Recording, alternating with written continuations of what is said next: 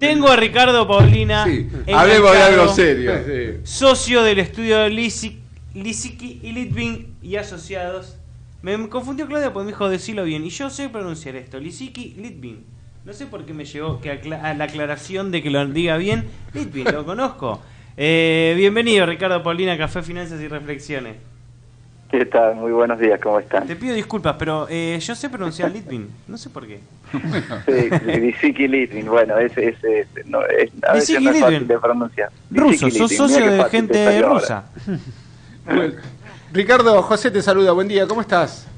¿Qué tal, José? Un gusto saludarte. Igualmente. Muy bien, ¿y vos? Bien, mira, cuando me dijo Eduardo que estabas, ¿no? Que dije, déjame hacerle la primera pregunta, después te cedo todo el espacio para que le puedas preguntar lo que quieras. Pero hay algo que me genera inquietud, ¿no? Hay un proyecto de reforma tributaria que no sé en qué estado está, no se sabe bien de qué se va a tratar.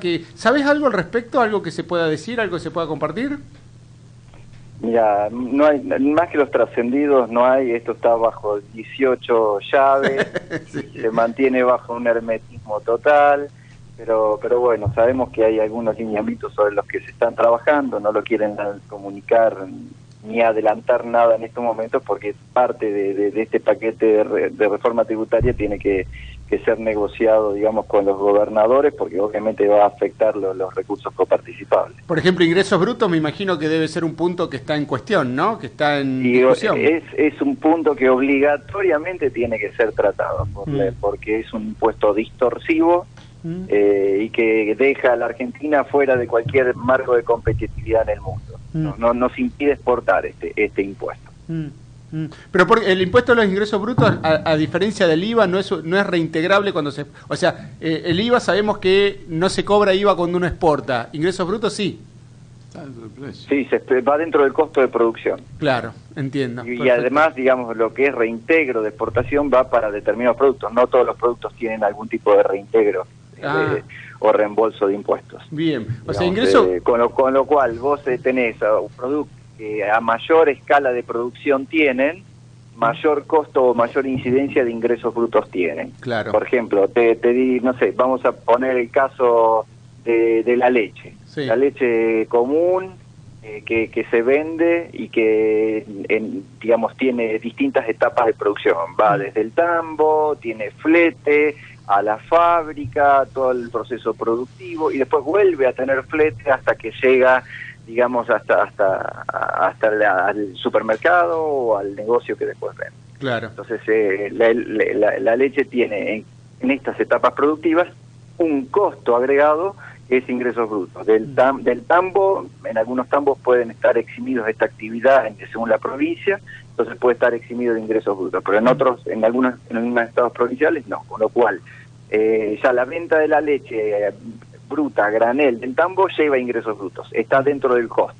Claro. El transporte le adiciona ingresos brutos. Claro. Esto llega a la fábrica, hace todo el proceso productivo. Cuando la fábrica vende, con un agravante, si la fábrica vende dentro de la provincia de Buenos Aires, por ejemplo, por decir uno, o en la provincia de Santa Fe, como es fábrica, están eximidas de ingresos brutos. Pero cuando vende afuera de la provincia, los estados provinciales han digamos, desnaturalizado lo que era originalmente el pacto fiscal y graban con impuestos sobre los ingresos brutos la venta que hace la fábrica de ese sachet de leche.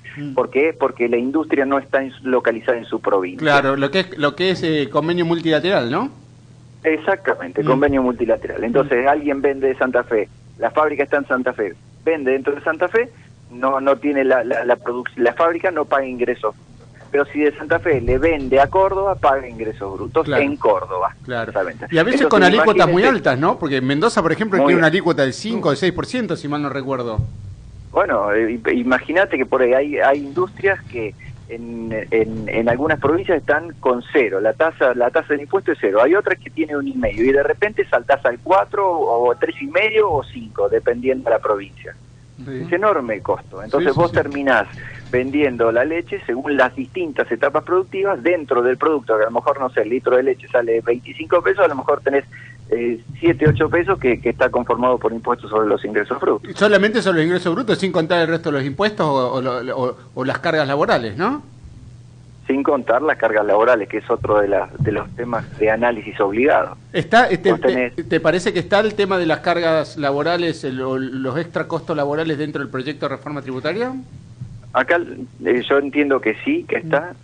Lo que creo que hay que comunicar bien es esto, porque no acá hay una sensibilidad social respecto de lo que es el costo del salario. Claro. Por un lado, todos sabemos las dificultades que hay para encontrar trabajo, y entonces cuando hablan de que el salario es un costo, todos se ponen muy sensibles, pero si vamos a la lógica, es un costo, es un componente de cualquier etapa de producción.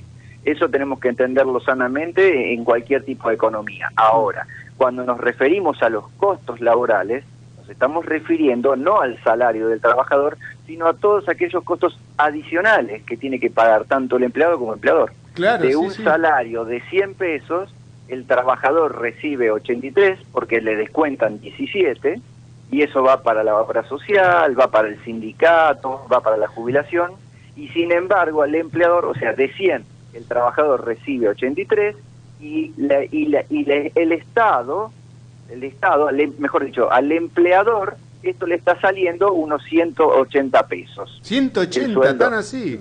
Y porque tenés un 50% que tenés que pagar de carga social. Sí, sí, sí. O sea que la empresa paga 180 pesos y el trabajador recibe 83 pesos. Y 100 pesos se lo queda casi el Estado. Y se va entre el Estado y el sindicato. Bien, o sea que hacia eso, cuando se habla de trabajar sobre el aspecto de costo laboral, no se refiere, es más, al contrario, el que debería terminar beneficiado es el propio trabajador, que recibiría un mayor sueldo, no un menor sueldo, ¿no? Debería terminar beneficiándose al trabajador. Yo creo que acá tiene que, sin estar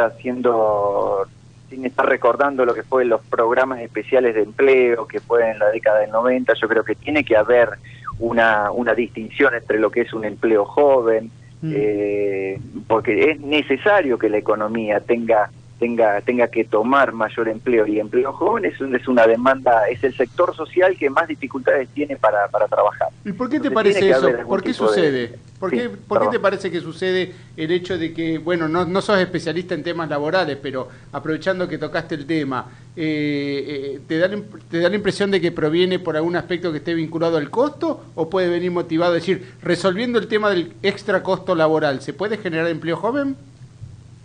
Se puede generar empleo joven, pero yo te voy a dar un dato de la economía que para que te permitas ver por qué está sucediendo esto y por qué los jóvenes están teniendo dificultades para encontrar trabajo. A ver. Hoy en la Argentina hay alrededor de 600.000 pymes, 900.000 pymes, no tengo exactitud del número, pero están aportando al PBI cerca del 90%.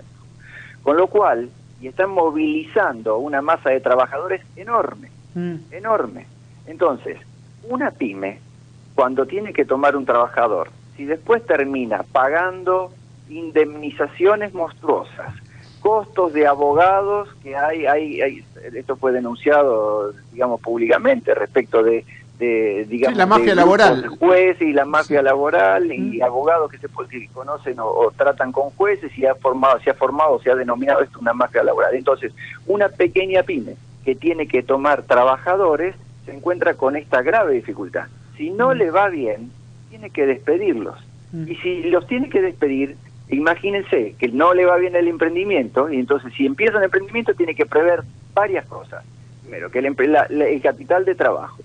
Si después no le va bien, tiene que tener previsto que va a tener que tener más plata para indemnizar a toda la gente, y que algunos de esos no van a aceptar el acuerdo de indemnización, sino que les van a hacer juicio por la industria de juicio. Entonces, ¿qué es lo que está pasando? Dos cosas. No se toma gente, la gente que las pymes trabajan con los actuales trabajadores que tiene de años, y que tiene confianza y que sabe que son responsables, porque tomar gente nueva implica riesgos desconocidos, y entonces se genera otra inequidad aparte de esta, que es los trabajadores en negro. ¿Sí? O se robotizan. Si tengo yo he visto tomar casos... a alguien, lo tomo en blanco con todos los costos indemnizatorios legales que tengo, o lo tomo en negro. Esto es una realidad que no se puede negar. O se robotiza. En otros casos yo he visto empresas que han importado aprovechando el tipo de cambio en algún momento, aprovechando las ventajas, y se han aprovechado para comprar equipamiento robotizado de forma tal de no exponerse a esa contingencia laboral. Bueno, esto es una realidad mundial. En todos los foros internacionales se está debatiendo la robotización. Creo que esto en algún momento va a terminar imponiéndose algún tipo de impuestos a la robotización de los trabajos, porque de alguna manera va a haber que sostener a todos los trabajadores, porque si la economía no crea los puestos de trabajo para toda la gente, de alguna manera van a tener que subsistir, y esto significa que los estados van a tener que tener recursos para crear un plan universal de sostenimiento del trabajador, no lo sé. Bien. Digamos, estamos haciendo un poco de futurología, pero esto es de cuestión de debate en todos los foros mundiales. Bien, te toco el último tema para no abusar de tu tiempo y paso al doctor Corrado, pero la verdad que es muy interesante. Impuesto a las ganancias. Sí. Ya hay 2 puntos que me gustaría saber tu opinión. Primero, yo creo que debería haber una alícuota progresiva, al igual que al nivel personal se cobra una alícuota progresiva del impuesto a las ganancias. A nivel de las empresas, a nivel corporativo, debería suceder algo similar. No es lo mismo una empresa grande establecida que una empresa que recién se inicia. Bien, y también un tema que está vinculado a la reinversión de ganancias, es decir, si de alguna forma, o sea, que se graben únicamente los dividendos y no la reinversión de ganancias. ¿Sabes si hay algo al respecto?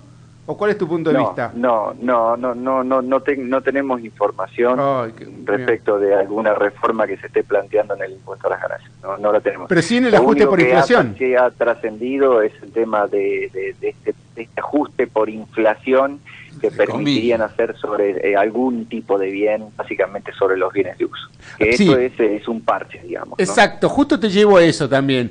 Yo no puedo creer que se esté pensando, primero que se asocie al ajuste por inflación, que se haría eventualmente por única vez por el tema que se está mencionando de que hacia futuro bajarían las tasas de inflación y no sería necesario, pero que se mencione el ajuste por inflación como una suerte de blanqueo, o que se cobre una alícuota para permitirle a las empresas ajustar los bienes de uso que justamente están desajustados, desactualizados por la inflación que el propio Estado provocó y que en definitiva no generan una ganancia, sino solamente una puesta en valor en su valor real, ¿no?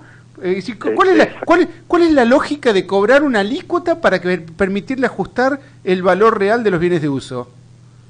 Yo creo que esto se puede ver desde 2 lados. A ver. Desde el lado del Estado se puede ver con 2 comentarios. Proveer alguna solución parcial a una problemática que tienen las empresas, y por el otro lado una meta meramente recaudatoria. Que no se sabe bien cuál va a ser el efecto, porque esto puede beneficiar a algunos y a otros no. Sí. Es decir, el efecto en la sociedad, a algunos les va a servir este sistema, y otros dirán, no, ¿para qué voy a revaluar un bien? Yo tengo la fábrica no la voy a revaluar, no la pienso vender, entonces no tiene sentido que haga una revaluación de la fábrica. Y otro dirá, tengo 3 inmuebles de los cuales uno quiero vender, voy a revaluar un bien y pago el 10% por este desajuste de inflación, y entonces cuando lo quiero vender o lo quiero amortizar, tengo un costo más actualizado, y me va a permitir atenuar el impacto de ficticios. Claro, porque es ficticio. Por la inflación. Es ficticio totalmente. Es decir, ¿cómo me van a cobrar una alícuota por actualizar un bien que no cambió de precio? Que inclusive hasta puede haber perdido valor en términos reales, ¿o no? Generalmente en estos casos estamos hablando de bienes de uso, son bienes, imagínate el caso de un inmueble que lo compraste, y generalmente los inmuebles en moneda extranjera, cuando vos lo compraste se convierte a tipo de cambio del día de la compra, y entonces el país que ha devaluado permanentemente la moneda a lo largo de la historia, ha hecho que un inmueble que sigue valiendo en dólares lo mismo, pero en pesos sale 3, 4, 5 veces. Entonces, esto es lo que se pretende de alguna manera cubrir, porque en definitiva la devaluación de la moneda ha venido acompañada, sin lugar a dudas, de una inflación de la economía. Sí, pero un poco más arriba, un poco más abajo la moneda, pero lo cierto es que el efecto causante de una devaluación en la Argentina es la inflación. Sí, pero por eso el Estado te dice, te voy a cobrar una alícuota para que revalorices un inmueble por la inflación que yo mismo te causé, ¿o no? Sí, exactamente, es así. En términos económicos es así. Acá, digamos, ha habido los distintos gobiernos, los distintos bancos centrales que no han resguardado el valor de la moneda, situación que es la que deberían defender, y la han devaluado permanentemente, y es lo que ha originado todo este tipo de distorsiones en la economía. Y hoy, digamos, para corregir ese efecto, hay que pagar un impuesto. A algunos les puede servir, vuelvo a repetir, a algunos les puede servir, se habla de una tasa del 10%, bueno, prefiero actualizar un bien, pagar el 10% y después tener un costo actualizado para seguir deduciéndolo, en el caso de las amortizaciones, o en el caso de tener que de venderlo o tener previsto una venta, poder pagar un impuesto de acuerdo a la regla de mercado. Digamos, si yo lo actualizo, lo llevo al valor de mercado y pago el 10% por esa actualización, bueno, si lo vendo dentro de 2 o 3 años y la economía siguió creciendo, entonces pagaré por la ganancia real. Y si no creció la economía o el valor de la propiedad no creció, no tendré que pagar impuestos, pagué el 10% por esa actualización o desvalorización que ha sufrido el país y el deterioro de la moneda que sufrió el país en los últimos años. Te habla Eduardo Corrado, ¿cómo estás? Bien, Eduardo. Te hago una pregunta, te doy vuelta al rol. Si vos hoy te llamara el ministro de Hacienda y te pidiera asesoramiento sobre cómo hacer, ¿no? Cómo hacer el proyecto por el ajuste por inflación, ¿qué le dirías en muy pocas palabras para que la gente pueda entenderlo? Porque aparte creo que algo se olvidaron, ¿no?, de la obsolescencia de las máquinas que tienen las empresas argentinas. Sí. A ver, yo creo que acá tiene que haber un mecanismo de actualización automático. No podemos estar dependiendo, las empresas no pueden definir su plan de inversión, su plan de crecimiento y estrategia de mercado en función de que un gobierno le admita o no le admita reconocer los efectos distorsivos de la inflación en sus stocks de mercaderías. Porque tener un producto en stock que aumentó de precio y tener que pagar impuestos sin que yo lo haya vendido, exacto, porque tengo que revaluar ese producto y que tengo que pagar impuestos y después no me alcance para reponerlo, exacto, tratándose de mercadería de reventa, es una barbaridad. Entonces tiene que haber en la Argentina un mecanismo de actualización automático por inflación. Si quieren ponerle un límite, bueno, cuando supere los 2 dígitos, que estemos hablando de más de un 10%, no sabría decirte un parámetro. Lo lógico es que Argentina, es cierto, vamos a una reducción importante de las metas de inflación que veníamos y la que estamos teniendo, pero lo cierto es que nosotros tenemos que permitir, el Estado debe permitir a las empresas que puedan planificar. Ajá. Y esto significa tenerle un reconocimiento y no gravarle las rentas sobre rentas que son ficticias y quitarle el capital de trabajo, porque en definitiva lo que estás haciendo es sacándole capital de trabajo a la empresa. Ajá. Vos hoy tocaste... Y después eso se traduce obviamente, ¿en qué se traduce? Menor empleo. Claro, exactamente. Si me sacan capital de trabajo, no puedo tomar gente. Y bueno, tendré que arreglármela con las reglas del mercado. Y esta es la situación a la que hemos llegado, donde tenemos un 30% de gente en la calle. Ajá. Ahí sí, José, una te más. hacer una pregunta. Una más, aprovecho tu experiencia con temas, tu vasta experiencia con respecto al tema impositivo. Hay algo de lo cual la gente no mucha gente habla y que quizás me da la impresión que no está siendo tocado dentro del proyecto de reforma tributaria, pero que me gustaría conocer tu punto de vista. No solamente el aspecto impositivo presiona sobre la actividad económica, sino que también presiona el aspecto financiero del aspecto impositivo, porque hay todo un régimen de retenciones, percepciones y pagos a cuenta que le drena un montón de capital de trabajo a la empresa que eventualmente lo podría utilizar para otros fines que estén más vinculados a su negocio. Por ejemplo, retenciones o percepciones o retenciones de ingresos brutos en una jurisdicción, o los pagos a cuenta, o las mismas empresas que están obligadas como por la FIP a actuar como agentes de retención y percepción y que en definitiva le terminan prestando un servicio a la FIP por el cual no reciben ningún tipo de remuneración, ¿no? Mira, tocaste 2 aspectos que son muy sensibles. Uno, si se quiere, de menor cuantía o de difícil cuantificación. ¿Y cuál es? Es la función que están cumpliendo todas las empresas a favor del Estado. Vos fíjate que se han creado tantos regímenes de retención y de información, sí, que están hasta duplicados. Esto implica una carga laboral en las empresas enorme. Totalmente. Si no la cumplen, sí, un régimen sancionatorio brutal, porque esta es la realidad. Un régimen punitivo que es muy, muy oneroso, es increíblemente oneroso, y las sanciones son enormes. Entonces, poner esa carga en las empresas y no retribuir esa carga me parece totalmente injusto. Y lo que es peor, las empresas están gestionando un sistema de información que no es para el empresario, para analizar la inversión, para analizar la rentabilidad, sino que están generando un sistema de información brutal para el Estado. Claro. No para tomar decisiones empresarias. Están trabajando primariamente para generar información, para brindar a las distintas dependencias del Estado y después para información para la toma de decisiones. Esto es un aspecto que debería ser corregido. Los regímenes de información existentes deberían ser simplificados. El otro aspecto que comentaste es de un impacto financiero y económico importantísimo. Y se vincula justamente con los regímenes de retenciones y de percepciones de tanto de impuestos nacionales como provinciales. Yo te nombro solamente un caso. Una persona que tiene un depósito y que se lo alquila a una empresa para logística, sí. un galpón, directamente. Esta persona, ¿qué hace? Le alquila. Cuando le facturan, le pagan, le emiten un cheque, le pagan, le retienen ingresos brutos. Sí. Ya tiene una retención. Cuando deposita el cheque, le vuelven a retener ingresos brutos. Sí.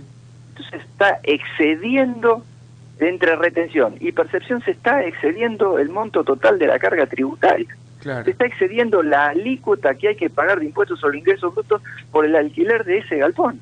Claro. Y esto no es nada más ni nada menos que sacarle recursos a las empresas para financiar a un Estado deficitario, para financiar a una provincia que se está quedando con recursos que no le pertenecen. Sí. Y que cuando uno pida un certificado de no retención, les demora entre 3 y 6 meses, y cuando solicita devolución le cae una inspección de mínimo 5 años. Sí. Esto tiene que ser reformado, porque si no, la empresa tiene que caer por la quita de esto del Estado que le está haciendo y que se queda con el dinero de la empresa en el bolsillo para financiarse. Tiene que la empresa recurrir a financiamiento bancario con las tasas que hoy sabemos que hay, que no son las más económicas. Sí, sí, sí. Entonces, esto requiere de una reforma urgente. Y en ese sentido, tu experiencia en otros países, ¿el sistema es similar? Porque a veces uno dice, bueno, será arbitrario, pero en Brasil, en Chile y en Perú sucede lo mismo. ¿Funciona de la misma manera o es un sistema mucho más simplificado y menos punitivo? Es más simplificado, y Argentina fue que lideró estos regímenes de recaudación, sí, digamos, desde la década del 90, y que le dio obviamente muchos recursos y además permitió un saneamiento, o mejor dicho, un blanqueamiento de la economía. Claro. Eso sí hay que reconocerlo, pero no, Argentina lidera los regímenes de retención. Pero se ha pasado al otro extremo. Que tenemos. Claro, pero se ha pasado al otro extremo, claro. Se ha pasado al otro extremo largamente, se ha pasado. Porque hay departamentos enteros dentro de las empresas que ocupan recursos justamente para tratar de resolver estos temas y no caer dentro de lo que son los delitos penales. Bueno, yo te nombro un caso más. Hoy, como les mencionaba recién, el caso de las industrias. Originalmente teníamos un pacto fiscal. ¿Qué extendía ese pacto fiscal? Bueno, el Estado asumía ciertas obligaciones, el Estado nacional, y el Estado provincial se comprometía a ir desgravando el impuesto sobre los ingresos brutos. Lo único que hicieron en su momento fue desgravar a la industria. Entonces dijeron, las industrias están exentas. Después quisieron le modificaron las ordenanzas provinciales y dijeron, están grabadas a tasa cero. Y después de decir, están grabadas, lo único que tenían que hacer es modificarlas. Después están grabados al 1%. Y después de eso dieron un paso más. Algunos grababan al 1, otros al 1,5. Pero después dieron un paso más. Y dijeron, bueno, si la industria está en mi provincia, la desgravo. Si no está en mi provincia, la industria tiene que pagar ingresos brutos por las ventas que hace en mi provincia. Esto ha llevado a una distorsión. Hoy se está discutiendo, hay medidas cautelares concedidas por la Corte Suprema de Justicia de la Nación, donde las provincias todavía no hacen caso omiso de esta medida cautelar. Es decir, siguen obligando a las empresas a pagar una tasa de fabricación del 4%, 5% por el hecho de no tener la industria en esa provincia, cuando la Corte ya está otorgando medidas cautelares hasta tanto se dirima la cuestión de fondo, donde les indica, absténgase de cobrar esta tasa hasta que se resuelva la inconstitucionalidad de esta norma, porque lo que se está haciendo es discriminar. Esto se está discriminando. No todos somos iguales ante la ley. Vos tenés una industria acá, de este lado del río, está exento. La tenés del otro lado del río, no estás exento. Exacto. Entonces, esto, fíjense que ya tenemos pronunciamiento de la Corte, sin embargo las provincias hacen caso omiso. ¿Y por qué hacen caso omiso? Y porque necesitan de los recursos, no importa cuál sea el método. Tenemos que decirlo de esta manera. Entonces, ¿qué estamos haciendo en todos los casos? Bueno, estamos analizando los casos, viendo cuáles son las consecuencias, porque después cuando uno informa en función de esta medida cautelar, voy a plantear que tengo que pagar a una tasa reducida, a una tasa del 1,5 en vez de 4,5, por ejemplo, por ser fabricante.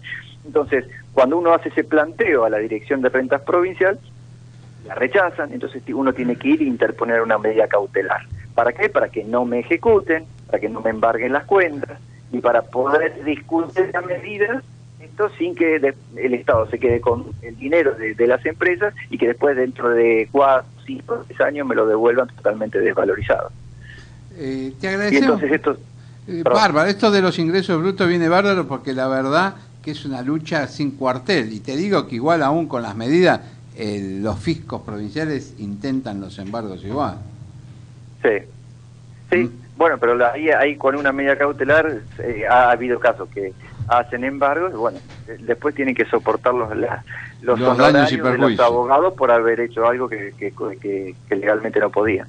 Exactamente. Pero bueno, pasa lo mismo. Uno termina en estos casos tratando de resolver rápido el problema que tiene la empresa y negociando, bueno, por favor, no me interesa cobrarte honorarios por tu error o por, digamos, por haberme iniciado un embargo cuando no podías y estabas impedido, digamos, pero por favor solucioname esto, liberame los embargos porque la empresa tiene que trabajar. Esto es otra cuestión, esto es otra problemática. No sé, hay una deuda de 100.000 pesos y entonces le mandan un embargo de 100.000 más honorarios, cuesta 150.000. Comunican al Banco Central y el Banco Central comunica a las entidades bancarias. Tengo cuenta en 10 bancos, me retienen 150.000 en cada uno de los bancos. Exactamente, eso pasa. Esto pasa en la práctica diaria de la profesión. Lo sufrimos nosotros a diario porque nos llegan los llamados de los clientes, ¿viste? Cuando hicimos planteamientos iguales o similares a los que vos estás hablando. No, bueno, esto es difícil porque uno como profesional, cuando se sienta frente al cliente, tiene que advertir todas estas cosas porque después se encuentra con una sorpresa y después pareciera que uno fuera el responsable de estas consecuencias. Exactamente. Te agradecemos mucho que hayas estado con nosotros y por supuesto estás invitado sin que te mandemos la invitación, venís cuando vos querés. Muchísimas gracias. Te mandamos un fuerte abrazo. Un abrazo para ustedes y que tengan un muy buen día. Hasta luego.